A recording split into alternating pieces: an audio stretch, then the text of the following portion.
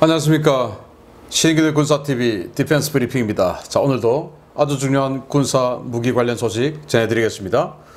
지난주에 있었던 북한의 열병식, 그쯤에서 북한이 공개한 무기체계들, 정말 깜짝 놀랄 그런 비주얼들, 예상되는 성능들, 그리고 수량, 종류 엄청났는데요.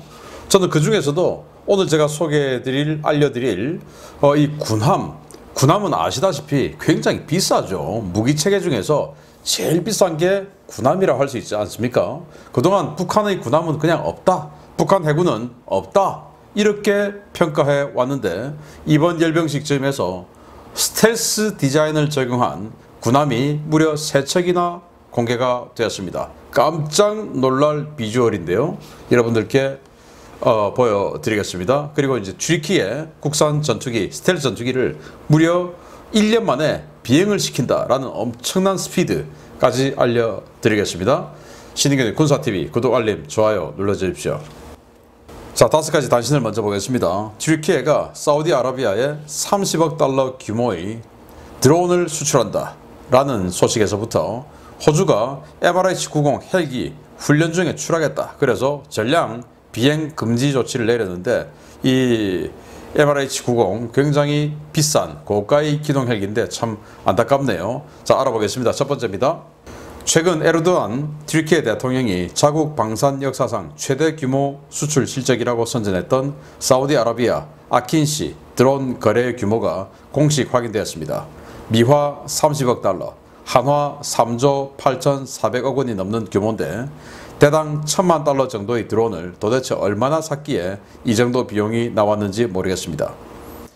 이란이 최근 대량 배치를 선언한 사거리 1000km급 장거리 지대함 미사일 아부 마흐디에 최첨단 인공지능 유도 장치가 달렸다는 주장을 들고 나왔습니다. AI 시스템이 적의 방공 시스템을 분석해서 최적의 회피 기동로를 선정해 돌입한다는 것이 이란 측의 주장인데, 과연 이 AI 유도 시스템이 정말 미 해군 방공망을 뚫을 수 있을지 지켜봐야겠습니다. 우크라이나가 러시아 해군의 날인 7월 30일 새벽 30여 대의 각종 드론으로 크림반도의 주요 군사시설에 대한 공격을 시도했다는 소식입니다. 러시아 측은 모두 요격했다고 발표했는데, 수도인 모스크바도 뻥뻥 뚫리는 상황에서 크림반도 방공 전력은 꽤나 선전하는 것 같습니다. 미국이 미 해병대에서 퇴역한 AAV-7A1 상륙 돌격 장갑차 16대와 지원 차량 5대 등 21대의 상륙 장비를 루마니아에 판매하기로 했다는 소식입니다. 1억 2,500만 달러의 비용으로 퇴역 차량들을 복원해 공급한다는데, 상륙 돌격 장갑차가 생긴 루마니아, 앞으로 상륙함 확보에 나설 가능성이 높아 보입니다. 호주군의 골칫덩이 MRH-90 헬기가 탈리스만 세이버 훈련 중에 추락해 탑승한 4명 전원이 사망했다는 소식입니다. 호주군은 해당 기종 45대 전량에 대해 비행 금지 조치를 내리고 사고 원인을 조사 중인데, 가뜩이나 나쁜 유럽제 항공기에 대한 호주군의 평가가 점점 더 악화될 전망입니다. 네, 여기 아킨시라는 드론인데, 이 이륙 중량이 5.5톤이에요. 5.5톤? 어느 정도지? 라고 할 수 있는데, 이번 우크라이나 전쟁 개전 초에 대활약을 했던 그 바이락타르사의 TB2 드론, 그게 700kg이에요. 그리고 아주 유명한 미국제 무인 공격기 MQ-9 리퍼, 그게 4.5톤이에요. 그러니까 리퍼보다 더 많은 무장을 달 수 있다. 여기 무장 이 하드 포인트가 무려 8개입니다. 8개 엄청나죠. 그리고 리퍼가 단발 엔진에 비해서 여기는 쌍발 프로펠러 엔진이죠. 그래서 꽤 괜찮은 이런 공격 능력을 가질 수 있을 것으로 예상됩니다. 이걸 사우디가 수량은 말하지 않고 30억 달러 정도 주고 이거 아킨시를 30억 달러 어치 산다 라고 했는데, 이 사우디아라비아는 아시다시피 알야마마, 그래서 무기 거래에서 아주 많은 비용의 뒷거래가 있는 곳이다 라고 알려져 있죠. 그래서 이 사우디아라비아에 30억 달러 규모의 드론을 수출하면서 사우디아라비아 그리고 튀르키예 양쪽이 공이 많은 돈이 호주머니로 들어갔을 가능성도 없지 않아 있다 라는 평가도 있습니다. 자, 이란이 이렇게 생긴 신형 대한미사일 무려 1000km나 날아간대요. 이런 미사일에 AI 유도장치가 있어서 이 AI가 적의 취약점을 분석하면서 그 인공지능이니까 자, 입에는 미국의 와스프급 상륙함이네. 그러면 내가 뒤에서부터 들어가 가지고 뒤 측면을 때려야지. 뭐 이런 걸 스스로 분석해서 한다는 거예요. 어디서 많이 들어보셨죠? 바로 미국의 LRASM. 그렇게 한다는 거 아니겠습니까? 자, 그러면 이 뭐 AI 시스템이야. 중국에서 뭐 칩 사서 넣을 수 있다고 치고, 그러면 이 AI 시스템을 가지고 진짜 분석해서 공격력을 제대로 가지려고 하면은 그러니까 미국이나 사우디아라비아, UAE 이런 적성국들의 모든 군함, 표적에 대한 정보를 다 가지고 있어야 돼요. 레이더, 전파 정보, 그리고 뭐 이 함정에 대한 어떤 그 특성, 함정의 소음, 뭐 이런 모든 정보를 다 가지고 있는데 도대체 이란이 무슨 수로 그걸 다 가지고 있는지, 그래서 그 AI는 도대체 어디 있을 건지 알 수 없는 그런 주장입니다. 자, 우크라이나가 러시아 해군의 날을 맞아서 7월 마지막 주 일요일이죠. 그래서 크림반도 흑해함대 본거지가 있는 세바스토폴 이 인근에 대량의 드론을 공격했는데, 이 드론은 무인 수상정, 그리고 무인 공격기, 자폭 공격기, 뭐 이런 식으로 여러 가지 종류를 섞어서 했는데, 하늘에서 오는 것도 다 요격, 그리고 바다에서 오는 것도 다 격파, 다 했다고 하니까 그런데 의외로 사실일 수도 있어요. 왜냐? 워싱턴 소식통들에 의해서 뭐 폭파의 화염, 뭐 연기 이런 것들이 관측이 된 적이 지금 보고가 없어요. 그 말은 진짜 러시아의 주장대로 30여 개의 우크라이나 각종 수상 항공 드론을 다 요격했을 가능성도 있는데, 야, 모스크바는 뭐 어제도 뚫려가지고 그 푸틴의 비자금을 관리하는 건물이 정확하게 핀포인트 타격을 받아서 깨지고 한 그런 모습을 보여줬는데, 여기 흑해함대는 꽤 지금 선전하는 것 같습니다.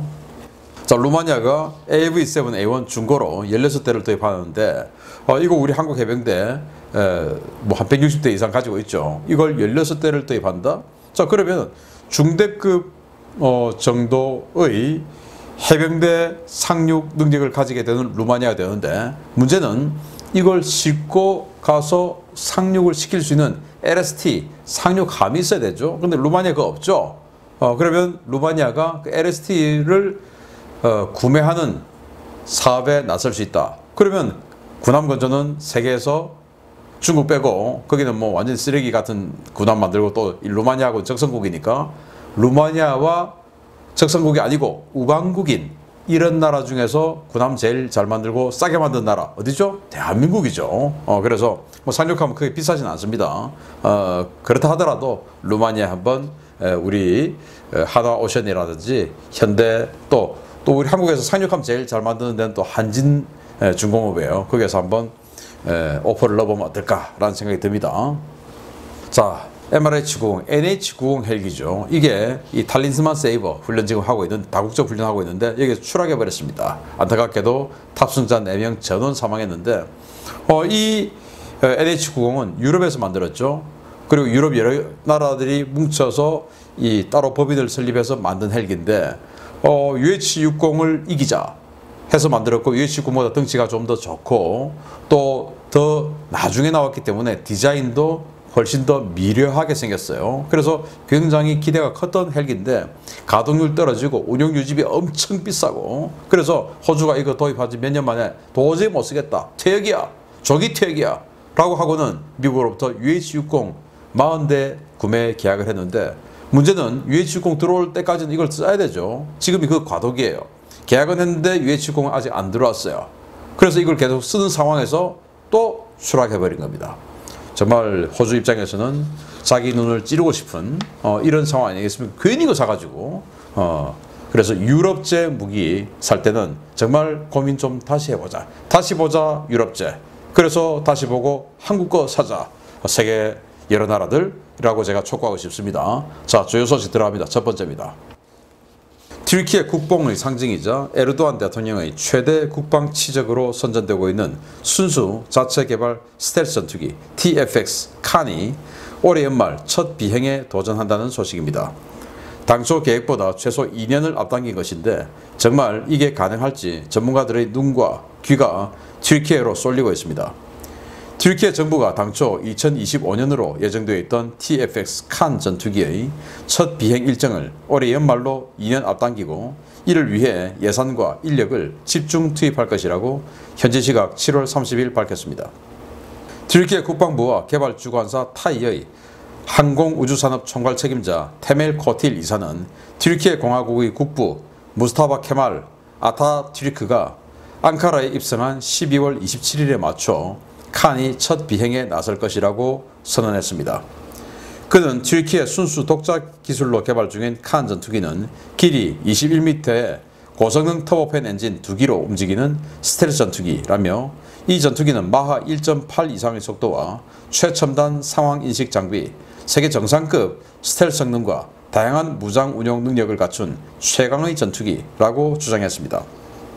튀르키예 방위사업청과 타이가 영국 BAE 시스템즈의 도움을 받아 개발 중인 칸은 최대 이륙 중량이 27.2톤인 중형 스텔스 전투기인데요. 시제기는 미국제 F-110 엔진을 사용해 제작하고 추후 양산분부터는 튀르키예 자체 개발 터보팬 엔진을 적용해 제작하는 것을 목표로 개발이 진행되고 있습니다. 이 전투기는 지난해 예비 설계에 들어가 올해부터 상세 설계에 들어갔는데요. 지난 5월 1일 CJ 1호 기체가 공개된 것을 시작으로 개발 속도가 그야말로 폭주하기 시작해 올해 말 초도 비행이라는 말도 안 되는 개발 스케줄이 잡혔습니다. 이는 상세 설계가 시작된 당해에 첫 비행이라는 전투기 개발 역사상 전례를 찾아보기 힘든 속도인데요. 초음속 전투기 개발 경험이 전무한 튀르키예가 과연 그들의 공언대로 스텔스 전투기 시제기 비행을 성공시킬지 귀추가 주목됩니다. 정말 사실이라면 놀랍기 그지없는데요. 이게 2023년 5월 상황이에요. 5월 1일.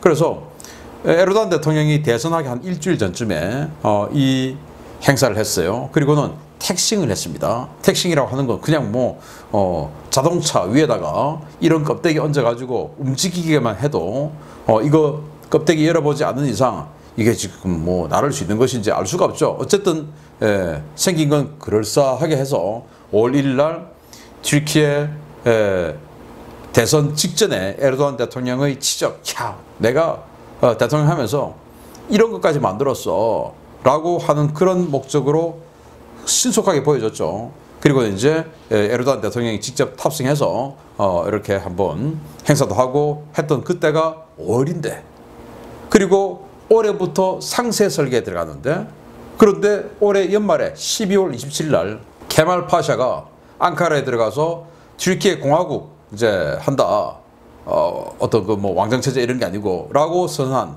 그날을 기념해서 그날 비행을 시키겠다.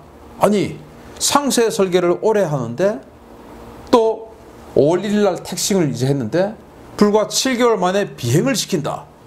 정말 놀랍기 그지없죠, 사실이라면. 그래서 어떻게 이런 스피드가 나올 수 있는지 세계 역사상 유례를 찾아보기 힘든 건데 과연 튀르키예가 할 수 있을지, 이것도 그냥 한번 질러보는 건지 알 수가 없는데, 사실이라면 정말 박수 쳐줄 기념비적인 일이다 라고 생각되고, 이건 우리 KF-X보다 더 커요. F-22 정도의 덩치고, 그러면서 이건 우리 KF-X와 다르게 풀 스텔스입니다. 우리는 세미 스텔스죠. 우리는 4.5세대, 여기는 5세대. 그 5세대 전투기를 상세 설계에 들어간 그 당해년도에 비행까지 시킨다. 아니, 이건 풍동 실험은 도대체 어떻게 하고, 희한하죠.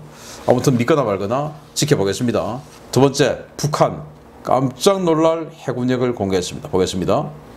북한이 최근 몇 년 동안 역대 그 어떤 시절보다 다양한 무기를 빠른 속도로 대량 생산하고 있습니다. 비대칭 전력은 물론 재래식 군사력까지 대폭 확충하고 있는데, 이번에는 최신 호위함이 공개되었습니다. 도대체 이런 배를 무슨 돈으로 그리고 누구 기술을 가져다가 만들었는지 모르겠습니다. 북한이 서해 함대와 동해 함대 각각 한 척씩 배치해 기함으로 운영하고 있는 이른바 압록급 호위함을 관영 매체를 통해 공개했으며, 처음으로 공개된 이 호위함의 근접 촬영 사진을 놓고 다양한 분석이 나오고 있습니다. 조선중앙TV에 의해 지난 주말 공개된 기록 영상에는 북한의 신형 호위함 압록급이 아주 짧게 등장했는데요. 북한은 전승절 기념 해상사회를 실시했다며 야간에 촬영한 압록급 호위함의 모습을 공개했습니다. 이 호위함은 북한에서 건조됐다고 믿기 어려울 정도로 정돈된 설계가 돋보였는데요. 그동안 위성사진으로만 관측되던 이 호위함을 가까이서 촬영한 장면이 공개되자 전문가들은 북한이 오랫동안 방치했던 해군력을 현대화시키기 시작했다고 평가했습니다. 2014년 5월 남포에서 건조 중인 것이 위성을 통해 확인되어 38 노스에 의해 남포급으로 불렸던 이 호위함은 2016년 11월 나진항에서도 한 척이 건조 중인 모습이 식별되며 최소 2척이 건조된 사실이 확인되는데요. 이 호위함들은 기존의 구형 전투함들과 달리 스텔스 설계가 대폭 적용되어 많은 사람들을 충격에 빠뜨린 바 있습니다. 압록급 호위함은 길이 77m, 폭 14m, 추정 만재 배수량은 약 1,500톤 안팎인데요. 이번에 근접 촬영 사진이 공개된 서해함대 소속의 압록함은 100mm 함포 한문과 금성 3호 함대함 미사일 4발, AK-230 근접 방어 기관포 2문과 이글라 유견장 발사기 2기, 450mm 어뢰 발사관 2기 등의 무장이 식별되었습니다.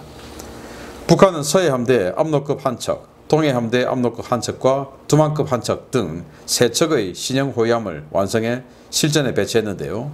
도대체 북한이 건한 비용과 기술, 핵심 부품들을 어디서 구해 이런 신형 호위함을 건조했는지 정말 궁금해집니다. 네, 압록급. 네, 한 1,500톤 정도로 추정되는 압록급. 보시다시피 막 사방을 이렇게 각지게 깎아서 스텔스 설계가 부분적으로 적용된 이 압록급. 와, 이런 걸 공개했어요. 그동안 북한이 나진급 뭐 해서 이게 도대체 배는 움직일 수 있냐? 라는 수준의 그런 50년, 60년 된 군함들만 가지고 있어서 북한 해군 아예 없는 거 없다 라고 봐왔는데 이렇게 신형 호위함이 움직이는 것이 보여졌다. 그래서 이거 보시면 이렇게 실루엣도 있는데요. 어유 제법 근사해 보입니다. 그래서 정면에서 보면 100mm 함포 있고 또 이 측면에서 보면 이 뒤에 이제 레이더로 보이는 뭐 이런 것들도 있고 또 이글라 함대공 미사일 유견장 2기니까 12발 그리고 이제 함대함 미사일 이거 4발 이렇게 장착이 되어 있는 이런 건데 뭐 보니까 3차원 뭐 대공 레이더 이런 것도 없고 뭐 그래서 대단히 위협적인 뭐 이런 건 아니지만 그래도 대함 미사일 4발이 탑재되어 있다라는 뭐 그런 거 그리고 어뢰가 지금 그 2발이 있으니까 이 소나도 있나 라는 생각이 드네요. 그래서 정면에서 보면 이제 이런 제법 스텔시하게 생긴 이런 형상의 압록급이 2척 그리고 또 이렇게 또 옆에서도 봐도 이거 뭐 제법 각이 탁탁 져서 뭔가 요즘 스타일의 군함으로 느껴지죠. 그래서 14년, 15년부터 만들어서 지금 이제 처음으로 공개를 했는데 이게 동해에 하나, 서해에 하나 있다 이겁니다. 자 그리고 이거 두만급 이건 이 압록급과 달리 헬기 운용 능력도 있어요. 헬기 운용 능력 여기 압록급은 헬기 데크에 AK-230 30mm 근접방어 기관포 그게 있어서 헬기 운용 능력이 없는 것으로 보이는데 이건 헬기 운용 능력이 있어요. 뭐 생긴 건 무슨 요트처럼 생겼는데 그래도 함포 있고 함대함 미사일도 있어요. 헬기도 운용할 수 있고 이거 하나 이건 동해에서 운용하고 그래서 동해 현대적인 대한미사일 달린 군함 2척 서해 1척 3척의 군함이 이번에 처음으로 공개됐는데 아시다시피 우리 기준으로 군함 1척 건조하는데 톤당 1억 5천에서 2억 정도 들죠. 그러면 북한은 도대체 이 1,500톤급 군함 1,000톤급 군함 이런 거 3척을 어떻게 무슨 수로 만들었냐 무슨 기술로 만들었냐 돈은 어디서 났고 여기에 들어가는 기술 센서 부품 그리고 또 이 대형 선박용 엔진 이런 거 도대체 어디서 들어갔나 만들어 본 적도 없는데 어떻게 건조했냐 정말 굉장히 의심이 많이 가는 이런 부분들이 많죠. 특히나 최근 몇 년이 어떤 시절인지 아시죠? 한국의 정치 상황이 그 최근 몇 년간 정말 우리 대한민국의 이 모든 군사력 어떤 그 개발 무기가 북한에도 다 있다라는 거예요. 갑자기 야, 정말 기가 차는 상황인데 어떻게 해서 아니 재래식 군사력, 비용이 많이 드는 재래식 군사력을 도저히 유지할 수가 없어서 핵으로 갔다라는 게 북한 전문가들의 주장이고, 그게 또 판단이에요. 저도 그렇게 판단했어요. 그런데 이렇게 재래식 군사력을 불과 몇 년 만에 아주 다양하게 육해공 할 것 없이 그냥 쫙 깔아버렸다. 이거 도대체 무슨 도깨비 방망이 어디서 나왔냐? 라는 거죠. 한번 알아볼 필요가 있다. 그리고 뭐 사실은 뭐 생긴 건 요즘 현대식 군함으로 생겼지만 뭔가 강력한 어떤 뭐 그런 뭐 극초음속 미사일이라든지 이런 건 없으니까 너무나 겁낼 필요는 없지만 그래도 대한 미사일을 장착을 했어요. 뭐 예전에 스틱스나 이런 것처럼 째밍에 그냥 아주 취약한 이런 미사일이 아니고 현대적인 대한 미사일을 장착했으니까 무시할 군함도 아니다. 이런 게 세척 생겨서 우리 한국 군함들이 이 방공 요격 능력을 꽤 신경 써야 되겠다라는 이런 경각심까지 주면서 북한이 어떻게 이런 무기를 가지게 되는지 반드시 조사해서 밝혀내야 되겠다. 그리고 이 제재를 위반한 국가, 개인 반드시 차단해서 국제사회에서 유엔 안보리 제재 위반 결의안을 위반했으니까 처벌해야 된다라는 말씀까지 드립니다. 마치겠습니다. 감사합니다.